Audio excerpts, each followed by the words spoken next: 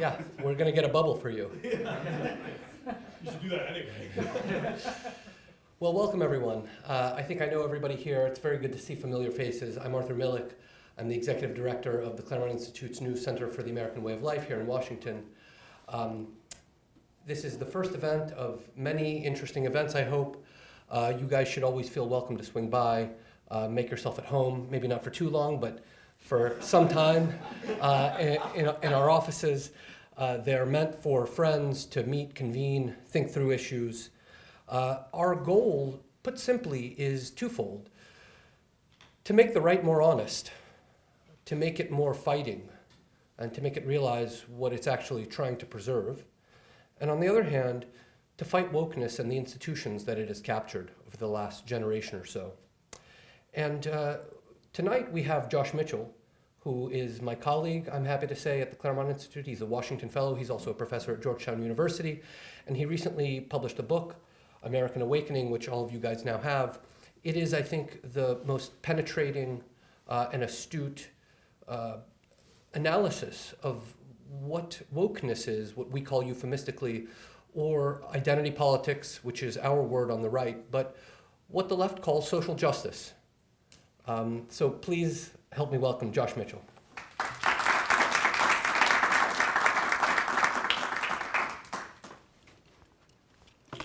Thank you, Arthur. It's good to be here. Good to see everybody in real time. Tonight I'm going to give a sketch, maybe 20, 30 minutes, we'll see. And the problem, of course, is this requires much more than a sketch, because we're confronted today with the problem that all the kinetic energy the greatest military on earth cannot stop, and no number of masks or amount of social isolation can protect us from. Conservatives concerned with saving their country need a new framework to protect old things that we treasure. We must now understand that we're living amidst a great American awakening without God and without forgiveness. We had two other great awakenings in the 1760s and in the 1820s. Today we witness a similar unrelenting quest to work through stain so that purity can be achieved. And the wager today is that we can achieve it through politics, not through religion. Hence my claim that this is an American awakening that needs neither God nor forgiveness. Our historical awakenings focused on Christ, the sacrificial lamb who takes away the sins of the world, as John said it in 129, and I'll say much more about this later. This awakening is man-centric and solipsistic. It involves the narcissistic need to declare oneself to be innocent and free of stain by relocating stain outside of oneself. Not surprisingly, the Bible saw this problem early on. Go back to Genesis 3:12 and 13. I am innocent. Eve says the serpent is responsible. Adam says God who gave him Eve is responsible. This first story is the most primordial story in the book of Genesis, which makes it a deep and intractable problem. If biblical religion has faltered, if neither the law for Jews nor the gospel for Christians is available to bring about atonement, in what then does atonement consist? I will return to that in a bit, because we have to really understand that identity politics is searching for a very specific kind of atonement.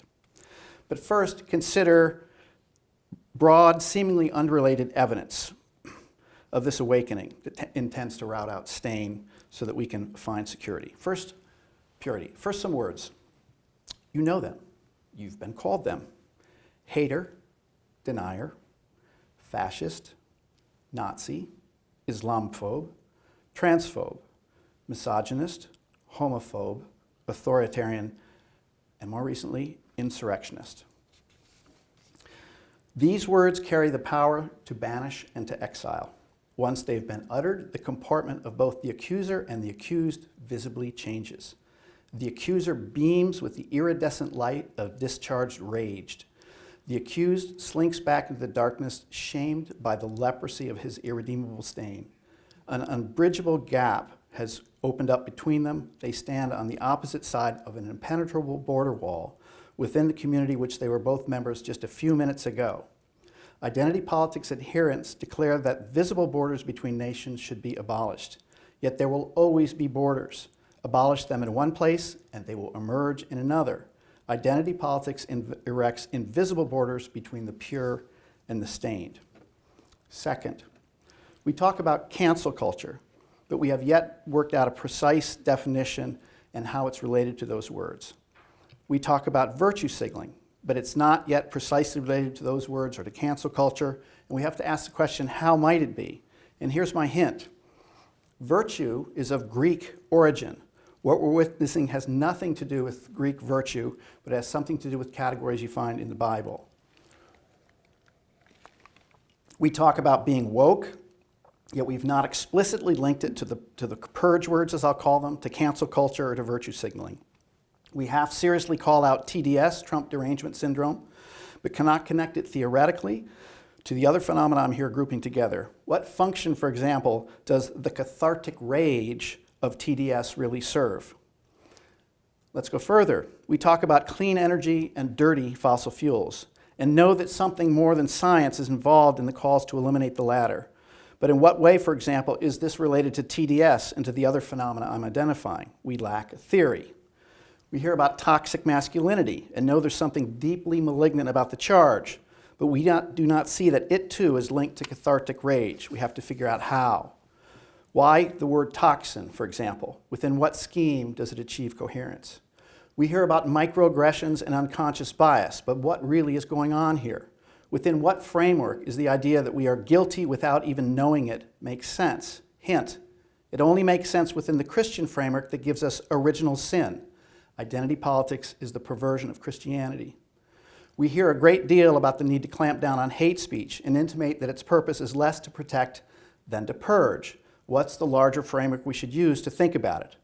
All of these phenomena must now be corralled together and understood in terms of scapegoating, which involves identifying impurity and purging it from the body social.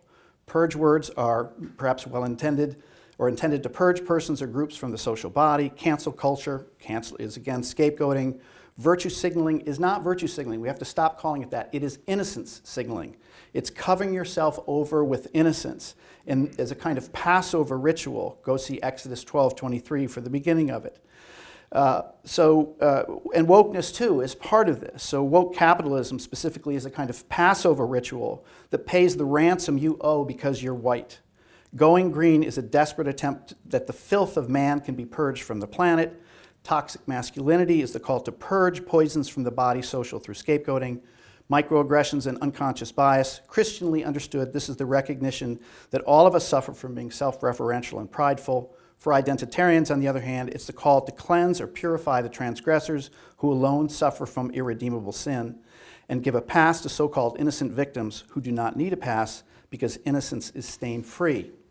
In China this year, it's the year of the ox. We were told in America it was going to be the year of unity. Instead, 2021 is the year of the scapegoat. If all this is not enough to convince you that there's a kind of unified vision, consider this. The scapegoat that identity politics currently offers up for sacrifice is the white heterosexual man. If purged, identitarians imagine, the world itself, along with the remaining groups in it, will be cleansed from stain. Without exception, every major action item of the Democratic Party today is traceable to this supposition. Democratic Party pushback against national borders, its unwavering insistence that the fundamental political and economic transformations are necessary to address climate change, its disgust with dirty fossil fuels, its demand for wealth redistribution, and the resolve that every mediating institution in which citizens gather must be altered so as to become more inclusive.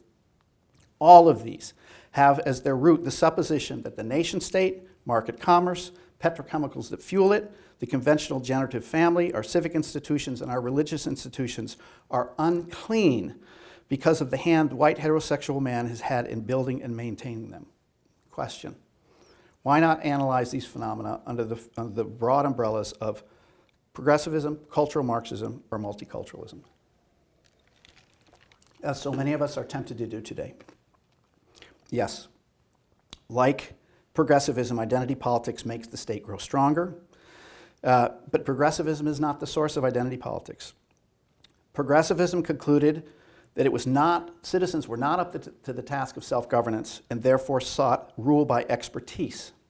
Identity politics is authorized not on the basis of expert competence, but on the basis of elite purity.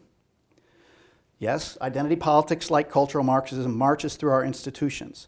But identity politics is penetrated by them not by force, but by invitation. This is what we must understand. The sense that we get from the cultural Marxism argument is that it was a long slog through the institutions. What has been so remarkable is that overnight, identity politics has penetrated every institution in America, and we have to ask the question, why did this happen? It's happened by invitation.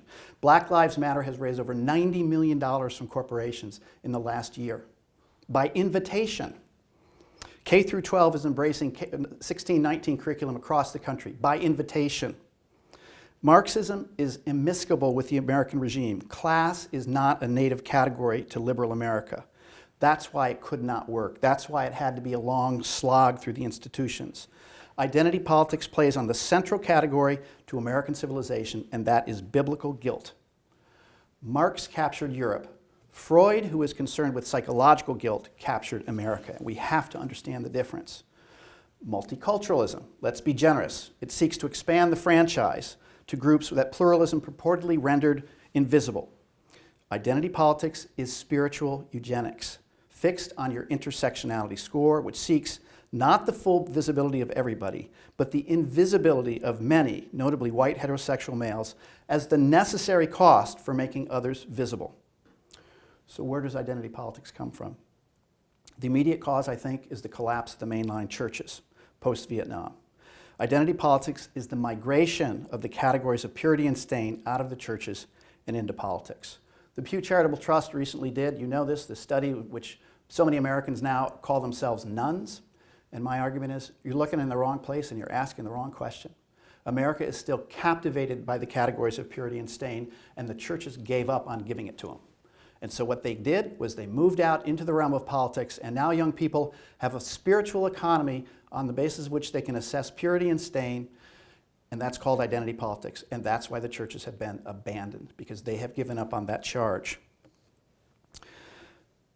I want to make a quick comparison between Marxism and identity politics on slightly different lines. Some of you know this claim. So Eric Voegelin was a very famous political philosopher, and he said famously that Marxism immanentized the eschaton. And what he meant by that was it took the Christian threefold category of original innocence, loss and diremption, reunification, and it transposed it into an actual historical scheme. Primitive communism, the long slog through history, ending penultimately in late capitalism and utter alienation, followed by the redemption of the world in communism. Marxism immanentized the eschaton. Identity politics immanentizes the scapegoat.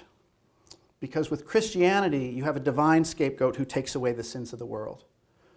What you have with identity politics is an immanent scapegoat who takes away the sins of the world. You have to purge him and all the stains of the world will disappear. My sense of this, and I don't want to reach this conclusion, but here are my conclusions about where this goes. There are only three logical possibilities. One, we continue to slog on with the invocation of these Christian categories without their larger Christian framework. And we purge more and more people, and people realize there's something terribly wrong about this, but they have no way to conceptualize the depth of the problem. The second is that these categories of scapegoat, purity, innocence, stain, transgression get put back into their Christian category so that we can return to what I call in the book liberal competence. And the third category is the one that scares me the most. And I see it developing in Europe and in some places in America. Namely that a generation will reach what Bob Woodson has called racial fatigue. They'll reach the point where the burden of sin is so grave, the burden of fault is so grave that they say, we don't care anymore. And that's actually what Nietzsche proposed in the second essay, The Genealogy of Morals, if you want to go see it. He said, how do you have a tomorrow? And he said, Christians have a tomorrow by transgression, atonement, and repentance, this never-ending cycle. And that's the only way Christians can have a tomorrow. He said, we can't do that anymore. The only way we can have a tomorrow, a real tomorrow, to rebuild a culture of aristocratic cruelty, which is what he wanted, was to forget.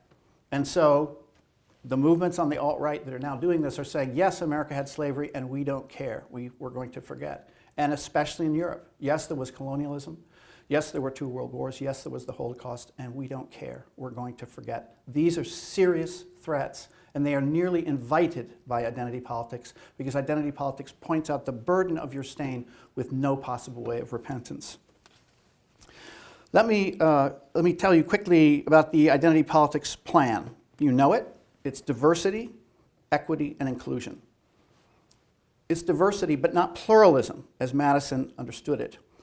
It's the subsumption of difference under a monovalent category, identity. There, I said it, the technical word for it. But why must we all have identities? Who decided all of a sudden we're going to have identities? 20 years ago, nobody used the term, and now everybody says they have an identity.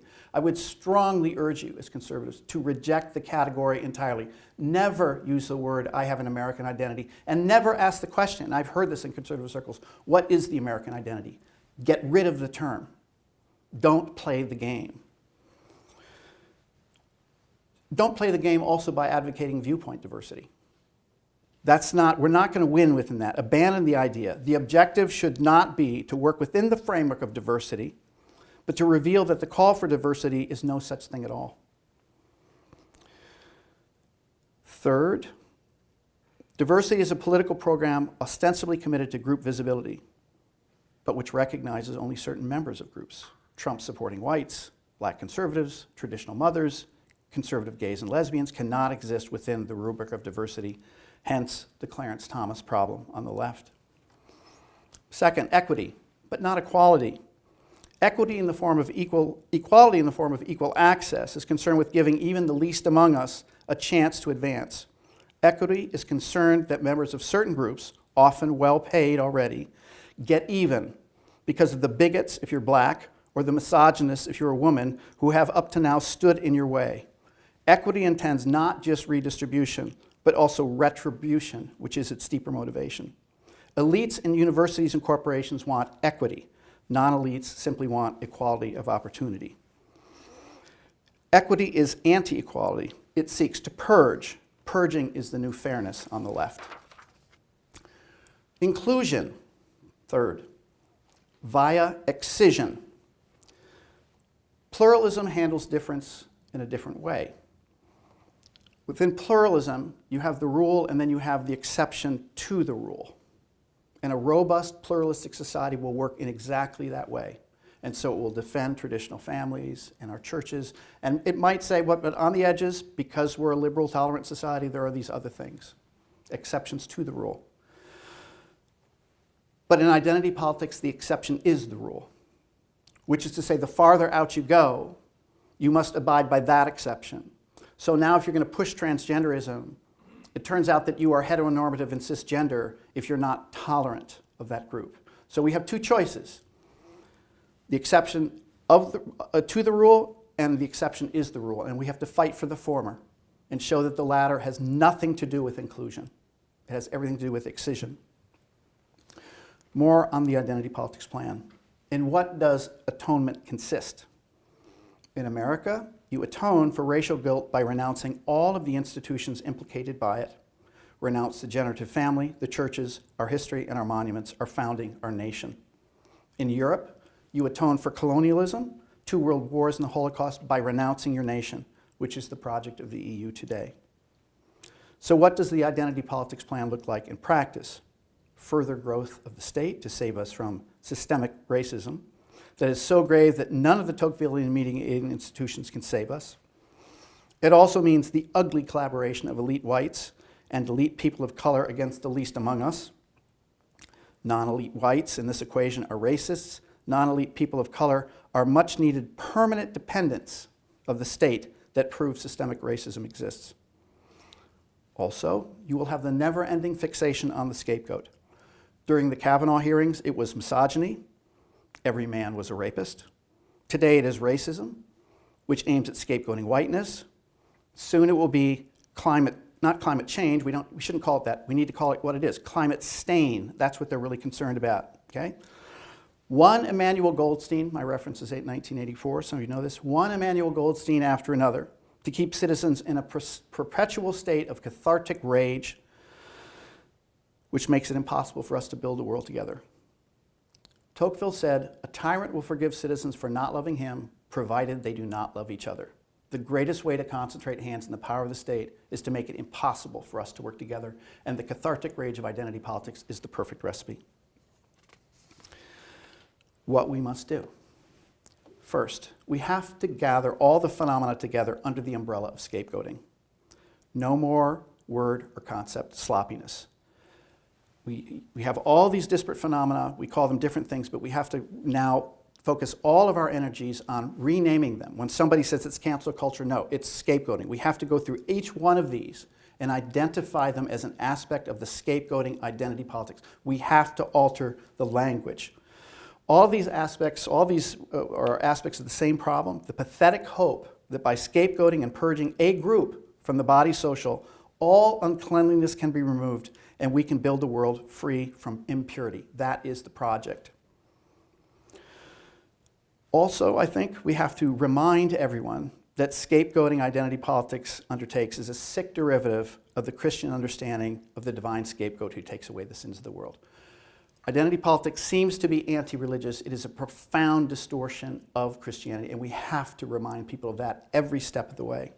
Third, we have to disclose how identity politics adopts what I call the Black American template of innocence and will end up scapegoating a vast majority of them. And the argument? Civil rights goes to women's rights, goes to gay rights, goes to transgender rights.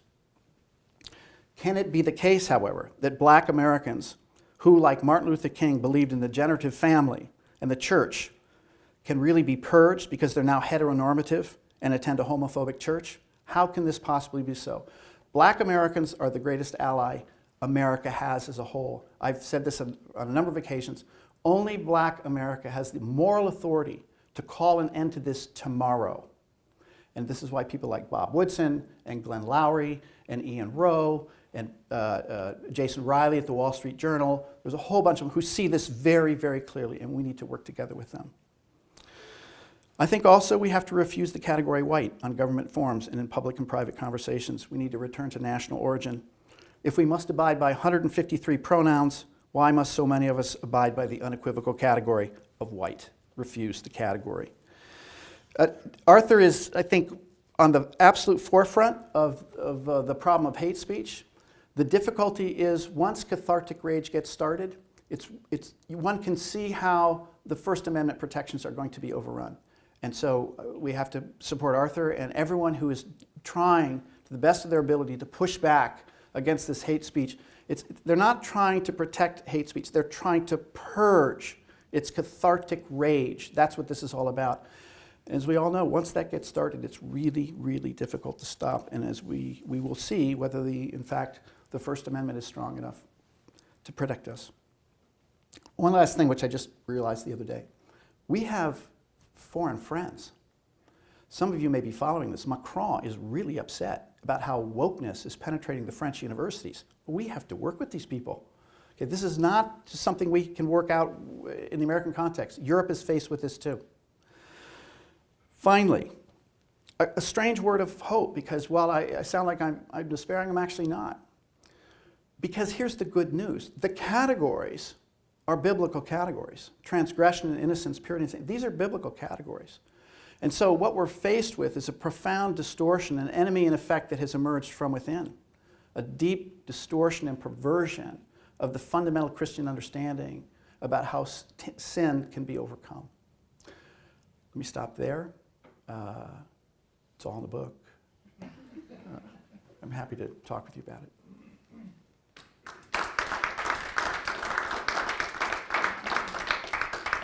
Please.